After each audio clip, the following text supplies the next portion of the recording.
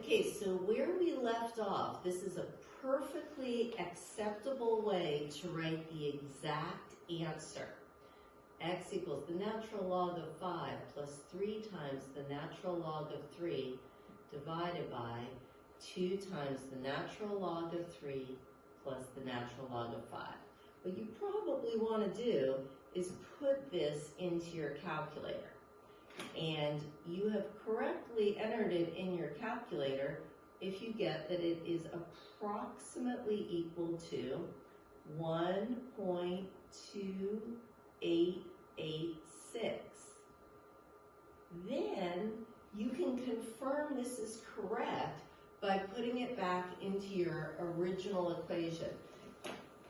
So when I was doing this on the calculator, you can see here that I said the natural log of 5 plus 3 times the natural log of 3, the whole thing divided by 2 times the natural log of 3 plus the natural log of 5, and it came out to be 1.2886. So then I stored that value, and you could store it as X, you could store it as K, you could store it as anything.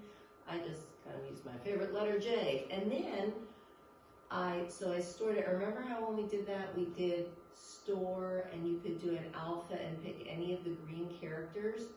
So then I use it to confirm that it is correct, right? If I raise 3 to the 2 times x minus 3, I get the exact same thing as 5 raised to the 1 minus x. And mine is just showing up as j because that's how I save those values. So now we're going to be ready to do our last example here, and then I'm even going to do a bonus example that you don't have to watch. But if we go ahead, the last example that everyone needs is a problem like 2 times e to the 2x minus e to the x minus 3 equals 0. Now, we have been practicing multiplying e to the x times e to the x to getting e to the 2x, so that hopefully you can recognize that you would need to factor this. It's okay to use maybe the u substitution, or you could even put an x in and factor it off to the side, right? Because this is like a 2u squared minus u minus 3 equals 0, in which case I would say 2 times u, okay, and I need my middle term to be a negative 1. I need two numbers that multiply to give me a negative 3. So if I went ahead and I said 2u minus 3 plus 1, I'm going to get 2u squared. I'm going to have a negative 3 and a positive 2. So this, or you could have factored it like this. Either way, we're going to have to factor this. And so I think the most important thing is to recognize that when you see an equation like this, you're going to have to factor it. So, and you don't have to do the u substitution, but you can. So kind of the easiest way maybe to do it is write it like this.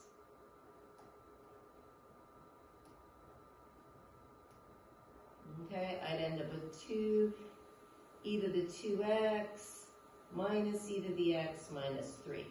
So now I'm going to use zero product property, right?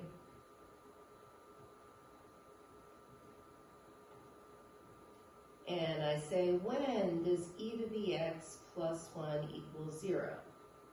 Well, that would be it if e to the x equaled negative 1. And that is never going to be true, because remember when we were our e to the x exponential, the domain was all real numbers, but the range was that the y was always greater than 0. So e to the x is never ever going to equal negative 1. So that's extraneous, okay? That does not give me any solutions. So the only solution is going to come from the 2 e to the x minus 3 equaling 0. So when does 2 e to the x equal 3? When e to the x equals 3 halves. So this means when log base e of 3 halves equals our x, so you could also write it natural log of 3 halves equals x. And so this is the exact answer, and then you could put it in your calculator if you wanted to and say, oh, what's the natural log of 3 halves? And so it equals approximately 0.4055, something like that. So again, the main thing is for this type of problem, when you're solving for x, is recognizing that you're going to need to factor. There's this one last type of problem I wanted to show you, just because it's one that just shows how you could kind of do these different ways. And I did refer again to this. These are the log properties. This is why we were able to take this power and write it as a coefficient. Again, like I said in class, the change of base formula isn't as important now because many people have calculators that let you use any base, but it's still useful, especially for this kind of last bonus example.